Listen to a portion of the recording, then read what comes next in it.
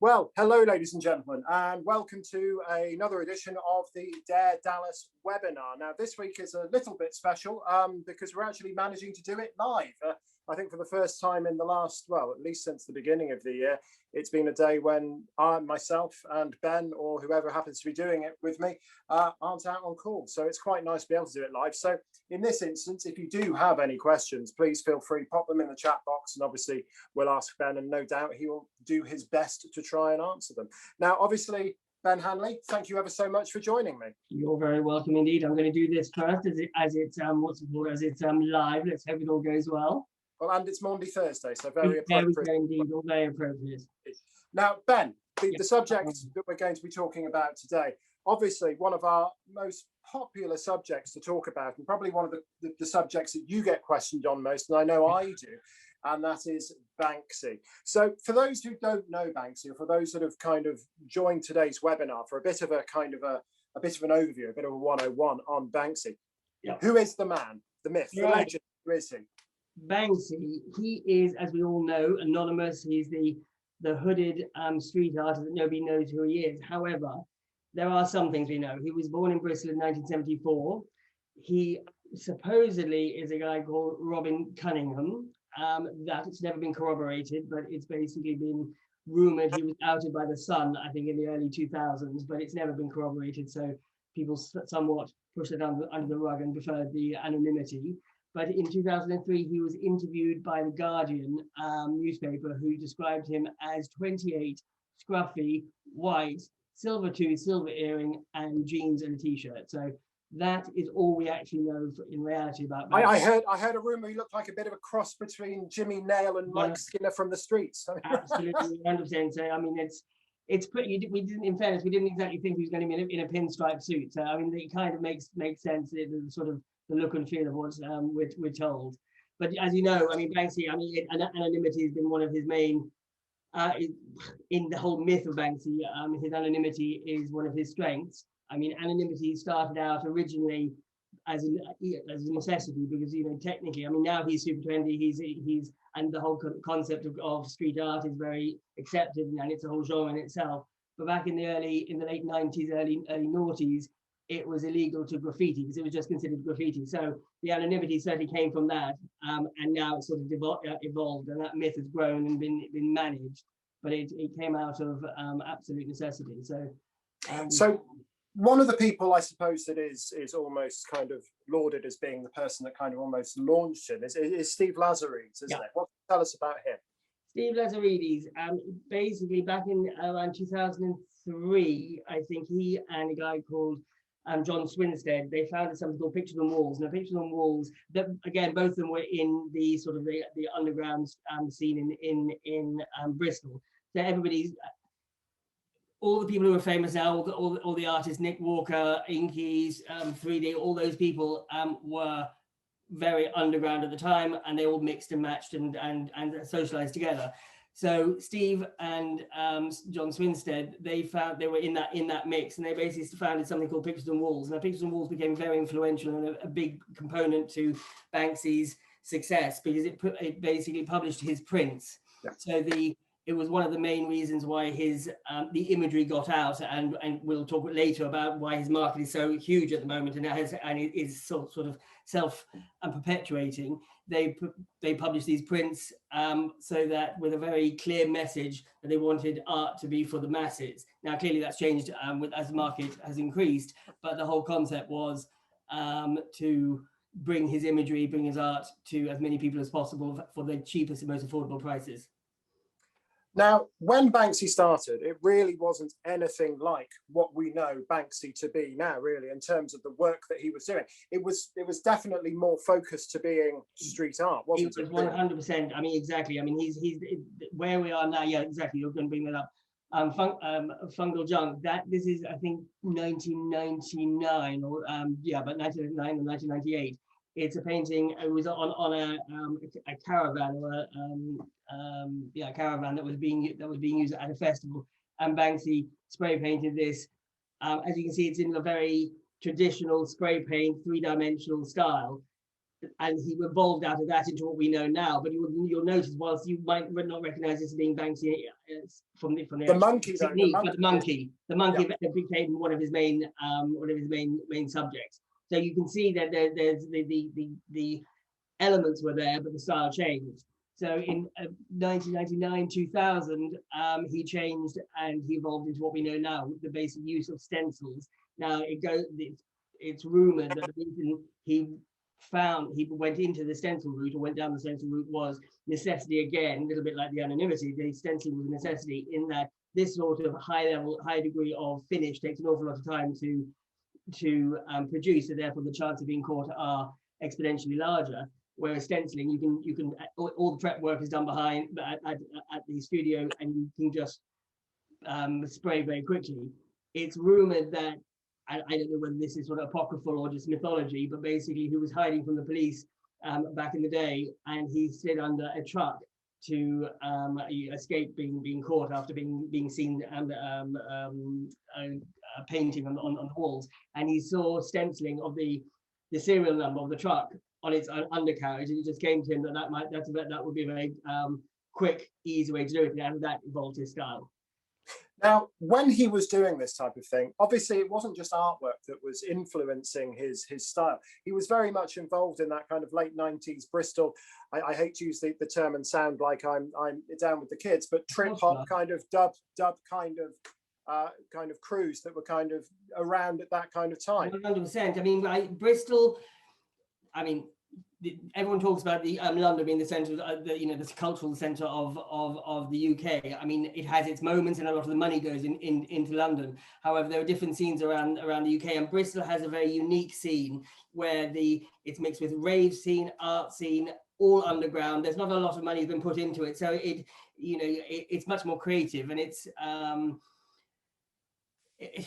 it just evolved, and the link between the club party music scene and the art scene was intermeshed, and you had people like, I think I mentioned Nick Walker, you had Inky, you had 3D turned into Massive Attack, Robert Dill Nadja.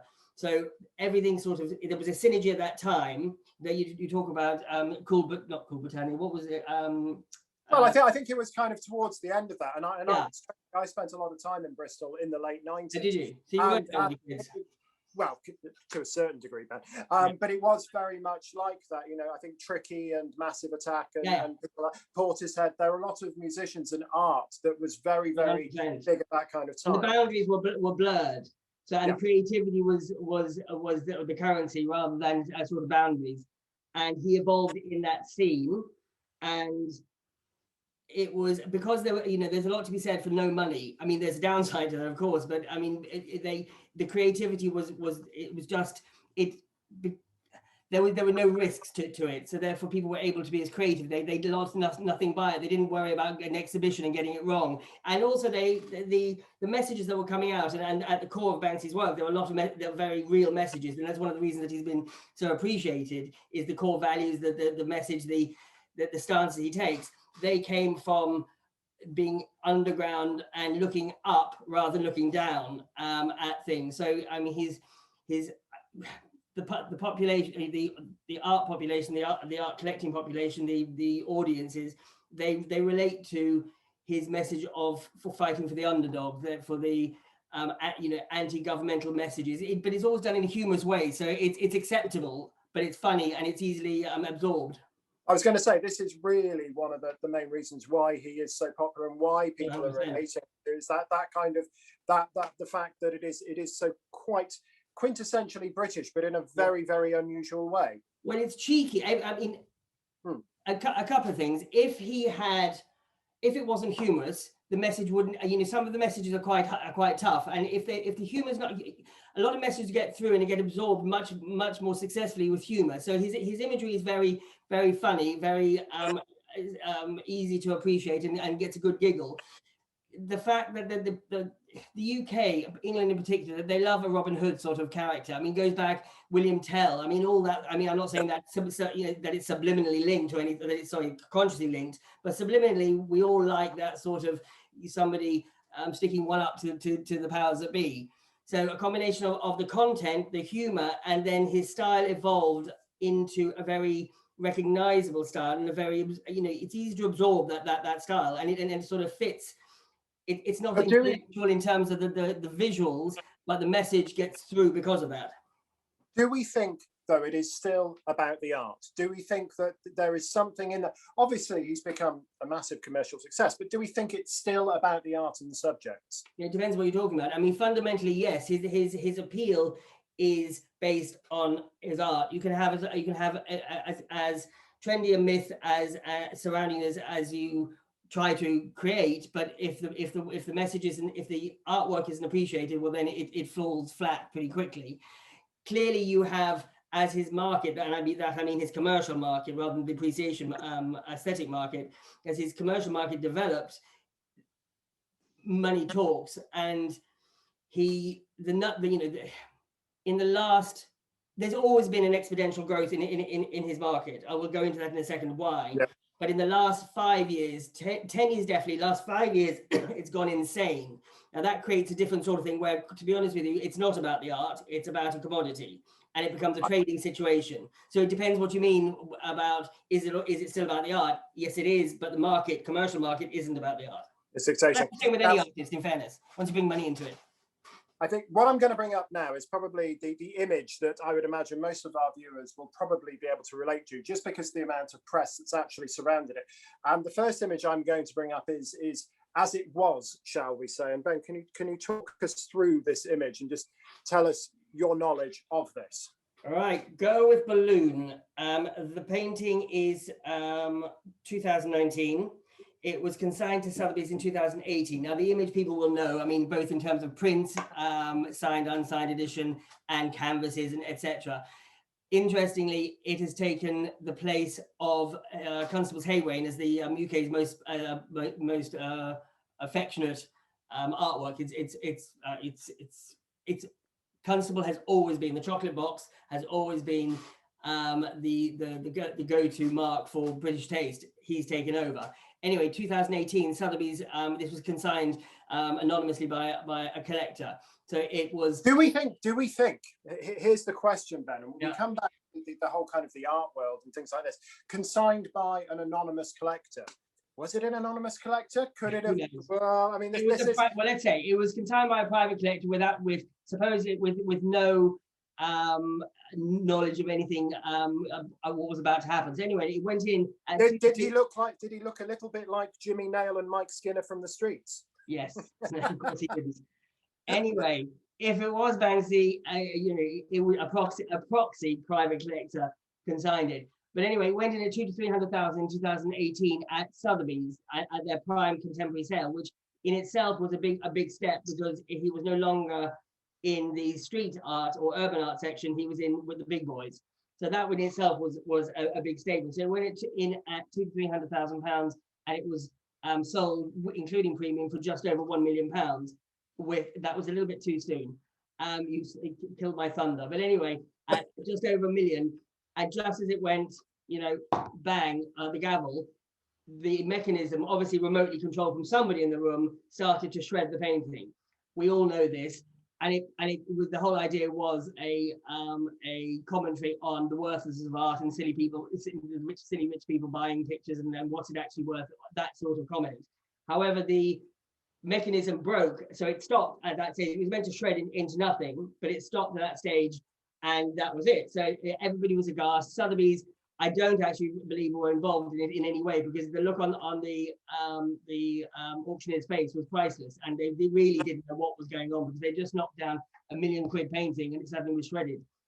Either way, did Banksy make a statement about it afterwards? I don't know whether he made a statement. He certainly acknowledged it. Yeah. Either way, there were rapid phone calls to the buyer, who's a female European collector, well known to Sotheby's. Would she want it? Would she not want it? Of course she kept it, because now it's worth, the notoriety has increased its value exponentially. I don't know what it's worth. Would be worth now 5 or 6 million. I mean, it would be worth maybe more, a lot of money. I think probably more now.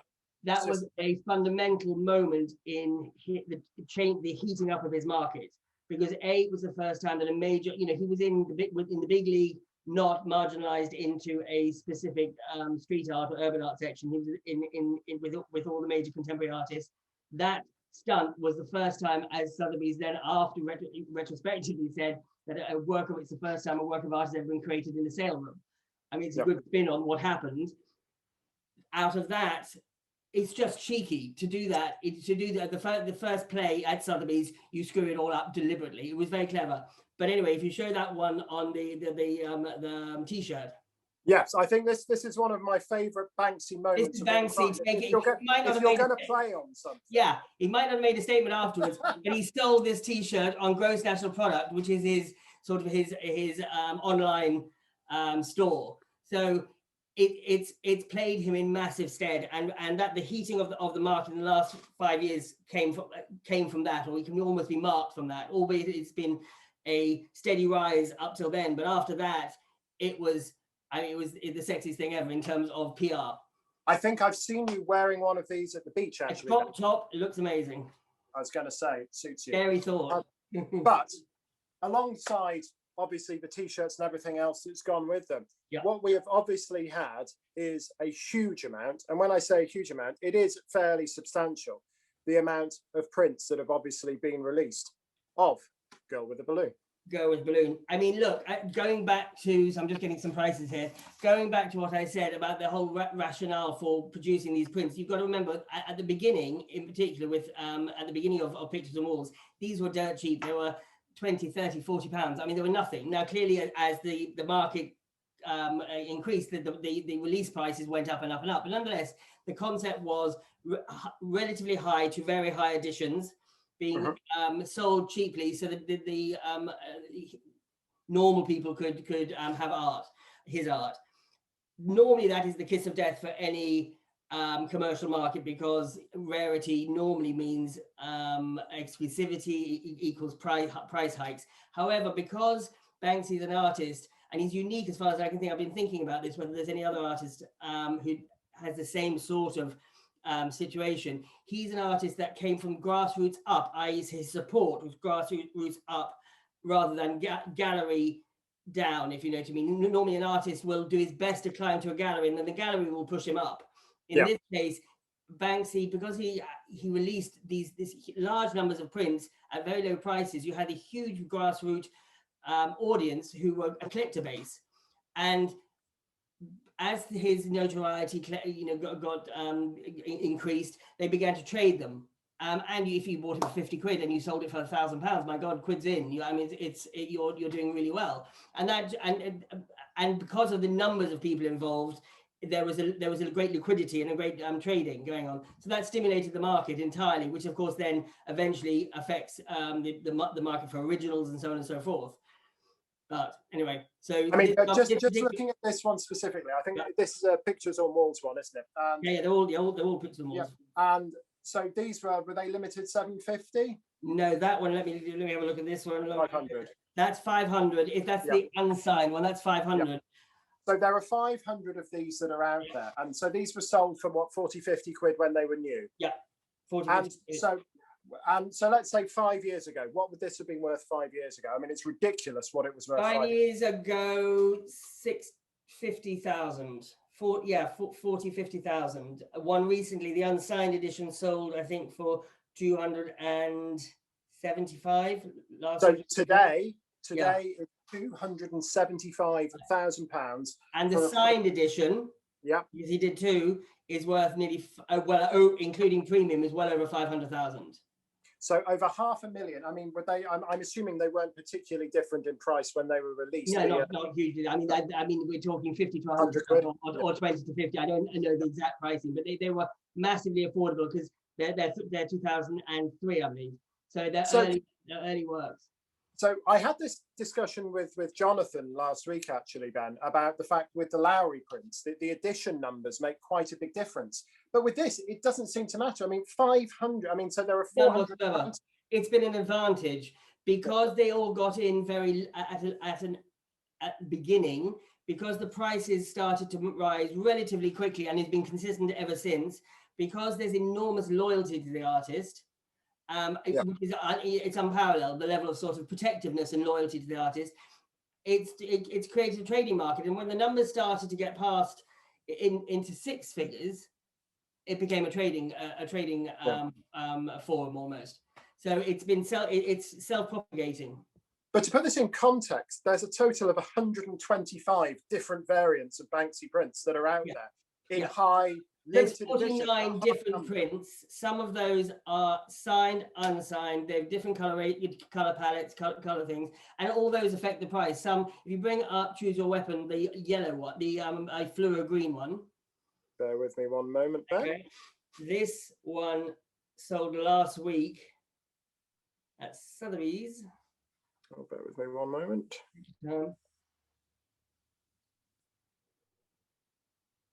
And then go on to the grey one afterwards. Bear with me 2 seconds, Ben. Anyway, the point being that the colour and the imagery affect the price. The one that is going to come up, which is a bright green one, made just north of £300,000. Again, I think 40 to 60,000 estimate. Now that was a come and buy me estimate. It wasn't a real estimate, but nonetheless, it went. Yeah, this one here. That is. It's a very low edition. It's an edition of 25, but it's the color. If you go on, if you can get the grey one, that made 100. That made 70,000 less. If it's coming up, and purely because of the color. Well, I think it's a slightly larger edition, but it's. And then which one did you want next? Sorry, Ben. The Choose Your Weapon grey. Just right. Yeah. Same thing. Now those prints, as you can see, they show the dog is done in Keith Haring style. So it's a tribute to Keith Haring, who was one of the main influences for street art and graffiti. And then he's being walked by the hooded anonymous graffiti sort of street person. So, but anyway, the size of the edition, but the color in particular affects the desirability. And then some, if you go to, I don't know what we've got. Do you have Morons, which is the auctioneer? Yeah. This one is only 75,000. I mean, it's a lot of money. But recently, Ben, this one was subject to. We won't go into too much about NFTs, but subject to burning, was it not? Yeah. So I've forgotten who the organization was, but they decided that it would be a good idea to burn a signed version of this edition, film it, and then sell the NFT, sell the rights to the performance as the artwork, and then the print. Now, I don't know how well that went. It's not, I'm not sure whether it was the same as Beeple's 60 whatever million pound one, but I don't. So anyway, the technology is catching up. But anyway, this is the whole image of this is a parody and a laughing at the art establishment. And if you go back to the idea of, because this is, let's say, Sotheby's or Christie's, it's a major sale room, and it's basically I forgot, what does it say on it? Who buys it or something like that on the bring it back up for you, or just read, if you just read it out yourself. There we are. Where is it? I can't believe you morons actually buy this shit stuff. Yes. It's artwork, you can say it. But anyway, this is an early work. If you move forward to 2018, he's basically used the same sort of subversion against the establishment by shredding his girl with balloon. Yeah, it actually. We've had a question from the floor. We've had a question from the floor actually, which ties quite well into the market with prints, and they're concerned about obviously the amount of fakes that might be in and around, and how to actually tell the fakes. Now, 2008, Pest Control was formed by Banksy for a number of reasons. One was the number of fakes that are on the market, because no disrespect to the actual prints, they at the beginning the print production wasn't particularly good, so therefore faking them wasn't particularly difficult. So as the demand in them grew, people, here we go. They needed to have a vehicle for authenticity. So Pest Control issues for every work that it covers, and I'll go into this in a moment, a certificate like this, which outlines all the full details on the left-hand side. On the right-hand side, you can see what's called as a die-face tenner. So it looks like the regular tenner, but it's got Princess Diana on it instead. and that has a serial number which has been torn in half stapled to the actual certificate, and half is kept by Pest Control. So if there's ever this authenticity is contested, you can go back to Pest Control and they'll match them up, and if they don't match up, then it's fake.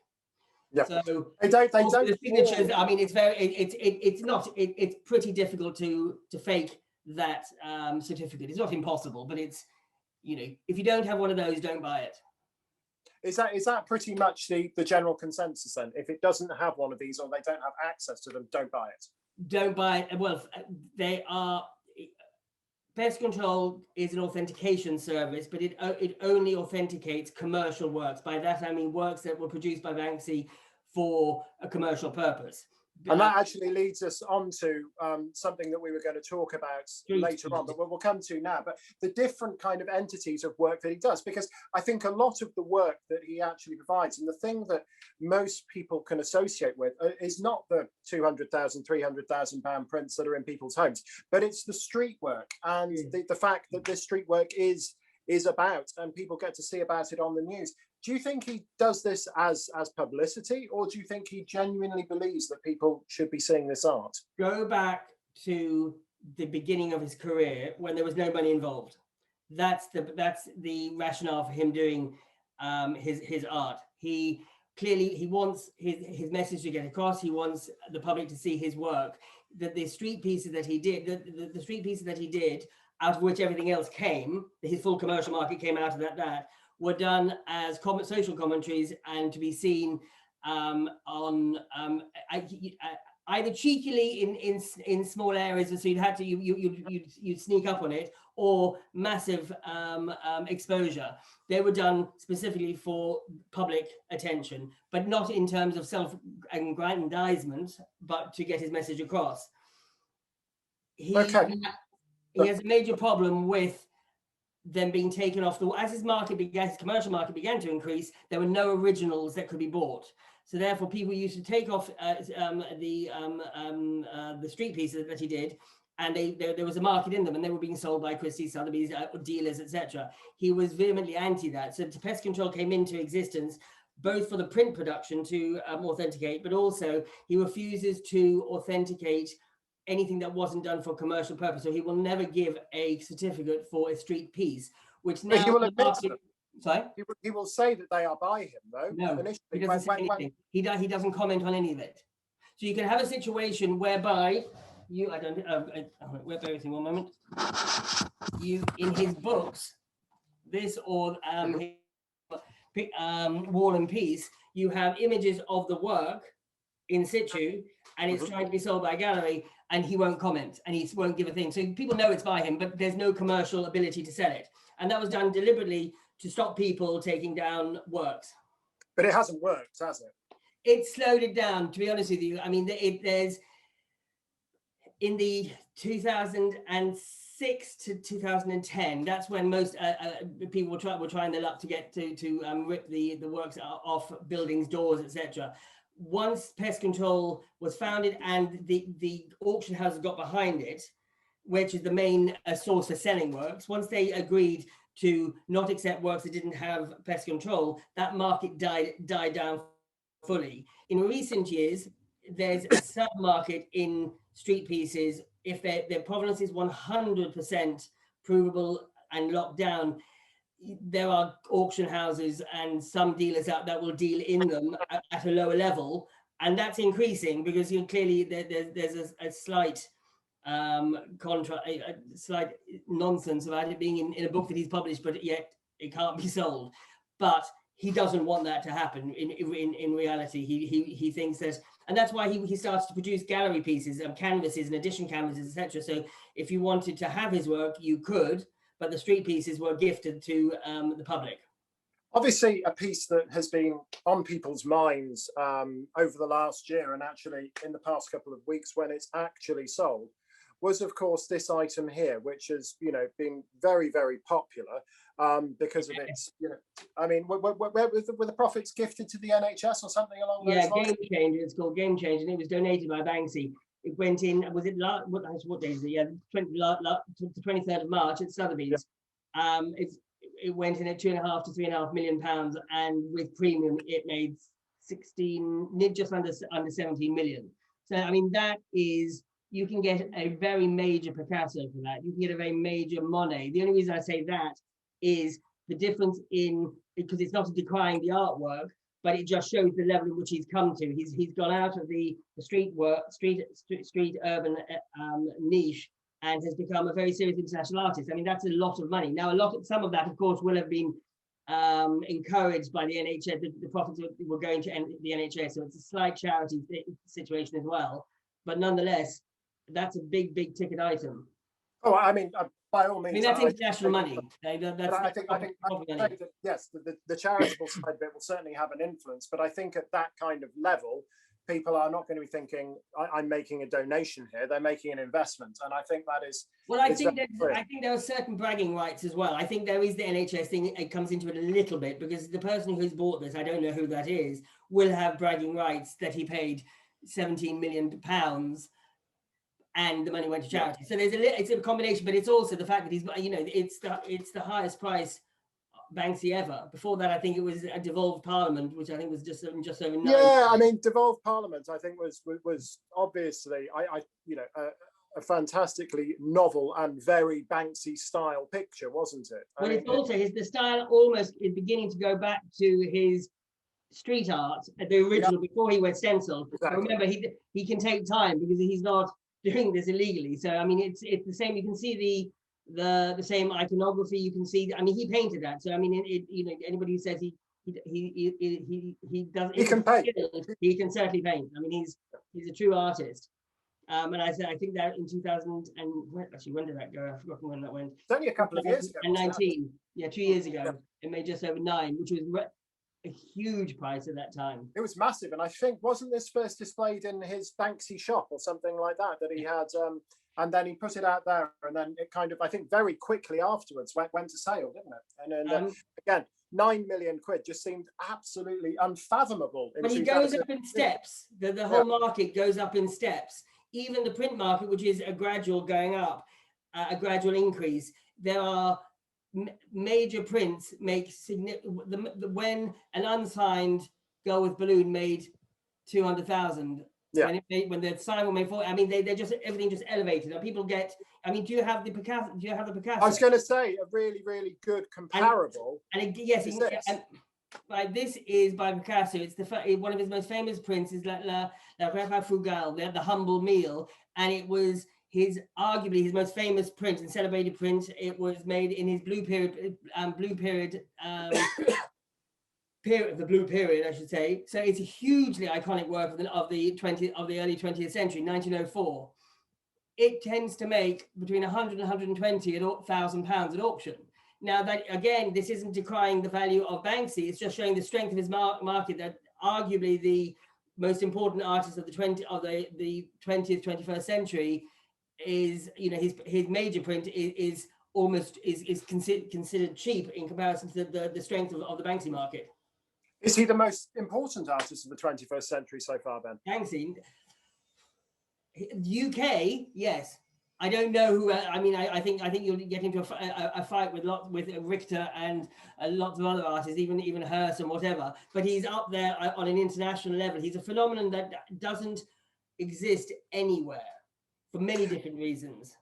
Do you think then that this market has just exploded because of his demographic just spread so far? I mean, we know people who have got extraordinary Banksy collections that are from completely different walks of life. Yeah, 100%. As I said, it started, the strength of the market is the classic death of another artist market, because there's so much material out there. But that has combination of a large demographic of different socioeconomic backgrounds trading these works, and the fact that within the first 5 years of him finding celebrity, the prices started to go up. So people were looking, and it's become a trading situation. You even have to have a Banksy index, which maps the increased prices of his prints. Now that's purely a financial tool. So the market is separated from the actual artwork. Ben, the last 18 months, obviously, in the artwork has been ridiculous. And I think we all know that. And it's just brought up things that I don't think anyone could actually imagine in terms of prices. Do you think the pandemic over the last 18 months has actually increased his market because more people are going out there and actually he's decided to sell during this period? And as with the rest of the art market, people are going and buying stuff. So do you think it's actually just completely fallen in his lap? There was some, I mean, there's certainly an influence of the pandemic. People are more, they have more time. They are some, if you have money, you have more of it. If we all have more time. People are, the barriers to online purchasing isn't as, they've been well and truly broken. People are much more familiar with it, much more comfortable. Buying a print, quite frankly, you know what you're getting as long as there's a condition report. But there was a year ago, early 2000s, there was a paucity, there was a drought of prints on the market, and I don't know whether that was just luck or whether that was stage managed, so to speak, in terms of the marketplace. But then in mid 2000s and then in December 2000, Christie Sotheby's, Forum Auctions, Bonhams, they all had very strong sales. So it's sort of, at that time, there was a release of prints. Now, as I said, that could just have been luck. People needed liquidity and they sold, I don't know what, but there'd been clearly a demand for the works. That maybe was compacted, or whatever the word is, increased by the pandemic, people having time, having more money, etc. Then in this year, again, there's been another release of prints, and they've gone up. In last year's increases put the prices up massively, and everybody noticed, and then it became a trading situation. I mean, literally a trading situation, and that's self-fulfilling. I mean, the funny thing is, and we can revert to a client quite recently who obviously bought a print, a fairly standard print, and paid in the low tens of thousands of pounds for it. But the issue is, with his insurance policy, Ben, he had it insured at a certain figure, and that value has now absolutely rocketed in these 3 years. And we're still not sure yet what the insurance policy actually states, but there is a little bit of conjecture about whether actually it needs to be revalued, because the policy might state that it actually will be contained within those 3 years. Now, I'm not going to comment on the policy, but what we can say is that there aren't any other artists, I would say, at the moment that are doing what Banksy does. I mean, every we're looking at months. You need every 6 months it's changing. At the moment, and it could level off, but there's no other situation where you have to revalue that level. I mean, it's not that we're trying to get clients to hire us to as a business thing. I mean, they literally change. It's clear. It's changing. I was in a client's house a month ago, and he had Choose Your Weapon. He bought 2 of them. He bought for 3,500 at the beginning, at the release price. Now he is a finance man, so he knows exactly what he's doing. He had it down at 50,000 on his policy, but then when he hired us, he said, I think it's probably around 140. I was going to put 175 to 190 on it. The next day, those 2 that we showed made 300 and 250. So I was out by one day. It was all a nonsense. So you have to keep with Banksy. You just have to. I mean, But it defies logic, doesn't it, Ben? It doesn't make sense. It doesn't defy logic. It's a result of it being a trading situation. It's predictable, because at the moment we're in a situation where people can see incremental rises. So it's not quite printing money, but it will be difficult to lose money on Banksy at the moment. Go on. I was going to say, you said it's difficult to lose money. Yeah, I mean, unless you're being totally silly, but it would be difficult. We never say never. But is it going to continue to rise then, Ben? Do we see it changing? Is there a caveat that I don't get sued if I say something here? I think there's just a few asterisks and put it in quotation marks, and you'll be fine. Look, there's no way the market's going to collapse in the short term. Not a chance. I mean, it can't. There's too much money out there at a very high level, and that the spread is, as we said before, large. Once as I said, the print market and the originals market, they're interlinked, led by the print market, because that's where the bigger base is and the trading happens. But once you start getting international money but paying 5 million, 6 million, 9 million, there's buy into it. So that market will not collapse in the short term. I don't know long term. I don't even know midterm. Midterm being 5 to 10 years. I don't know, but I can't see. I mean, he's got to a level where there's a lot of vested interest in the actual marketing and keeping them. And he's still so popular. And that's the underwriting thing you've got to understand. People love his work. It's not, whilst I've been talking a lot about trading and money and all that sort of stuff, the underlying thing is people love his work and people think it's the coolest thing in the world. So people seem to kind of almost kind of detract or kind of distance themselves from the sheer amount of money that's actually being made from this artwork. And something to mention, I suppose, is the unfortunate comment on artist resale rights. Now, because Banksy is a living artist, for every piece of work that actually gets sold through auction, he actually gets a kickback, doesn't he? Well, since he's anonymous, I'm not actually sure whether he's signed up to DAX. I don't know. Technically, yes, he has every right to, but if he does that, and I'm not sure he would have to register his name with DAX, I would have thought, to do so, and therefore that would be rather counterproductive in the bigger picture. I think it all gets stored in a little pot, though, and the artist resale rights people claim all the interest on it, but don't actually put it back in the pot. But anyway, I'll defer to some lawyer on that. I don't know the situation. Technically, he has the right to get 2.5% or something on every resale. But anyway, no. But I mean, now, do we think that there is anything as a good value Banksy? Well, define good value. No, I mean, if you don't have much, if you don't have 40,000 as a start off, no. 40,000 almost seems cheap now. It's almost, but I mean, as I said, it depends what you mean by the good value. Entry level has risen considerably, and the less international subject matters like Bomb Middle England or Western-super-Mare, which are early and important prints, they don't, or Queen Vic, which is the sort of the Queen Victoria, the lesbian one, which is hugely funny, but it tends not to be quite as popular. It doesn't go in the children's bedrooms. It doesn't fit quite as well. So its pricing is less. Those are still going up in price. So therefore you can probably still, if you have that level, between 40 and 60,000, and if you're happy to buy an unsigned work as well, because everything is going up, signed, unsigned, unpopular or less popular prints, subject matters. But I mean, define good value. Well, it's a difficult one to define, and I'm sorry to put you on the spot. But the thing, I'll tell you what you're seeing now at the moment is a lot of ephemera and memorabilia beginning to make money, like posters that aren't art production at all. They're making £2,000-3,000 pounds, and auctions like Forum Auctions or Tate Ward, which would be a couple of tiers down, shall we say? Although I hope they don't mind me saying so, but they specialize in that sort of area. They are doing a roaring business in that level. I mean, in all Banksy, but in the memorabilia, there's been a lot of movement, because it's a bit like houses. If you can't afford Knightsbridge, you'll move out to somewhere else. If you can't afford that, you move somewhere else. So the same with if you can't afford the prints, you'll move to the next thing that has the image, has some link to the sort of the sparkle dust of the artist. Absolutely. Now, Ben, we've had a few questions from the floor again, and again, there are some questions about specifics here, and I'm not going to try and put you on the spot.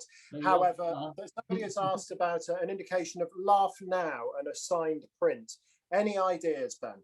Laugh Now, probably about 100, 120, although quite frankly, they should be paying us to do the actual valuation for them. But I think it's about, did you say a signed one? It's signed, yeah. Yeah, I think it's about 100, 120. And somebody has asked for an opinion on Jack and Jill. Jack and Jill's more. Jack and Jill is signed again. It hasn't actually specified on there. So I think signed, rather broad. Jack and Jill is only signed. I think it is only signed. I think that's about 170, 150, 170. But I mean, if they want to, I can double check all that. But I mean, I think it's Jack and Jill's quite a popular print. In fact, it's 170 at least. Okay. Now, Ben, we're running out of time here. Unfortunately, it's a shame but if you were given the amount of money to buy a girl with balloon, for example, do you think it's still the strongest piece to buy? Probably, yes. Is it his most iconic piece? It is, and also the chance of being able to get one, because there were big editions. You can get them.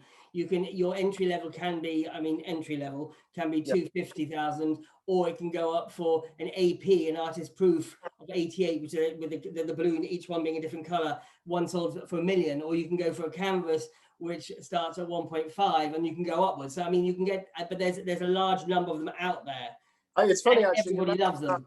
The different color balloons, because we've got an image of it. So just explain this one again. Sorry, Ben. Okay, basically, Banksy, the reason there were 49 prints, but 100, I think 49 by 125, 124 individual variations, is because the imagery has been produced in different formats, both in terms of color, signed, unsigned, etc. So this is with Girl with Balloon print. You have the signed regular, which has the blue, the red balloon, the unsigned, which is exactly the same size, everything is just not signed, and then you have these, which were an AP, artist proofs, which were done in addition to everything else, and there were 88 of them, and each one, the color of the balloon is different, so they're technically unique prints within an overall edition. So those, I think there was a purple one that sold a year ago, and it made £600,000-700,000 plus minus. This one just topped the $1 million. So yes, they get the more popular the image,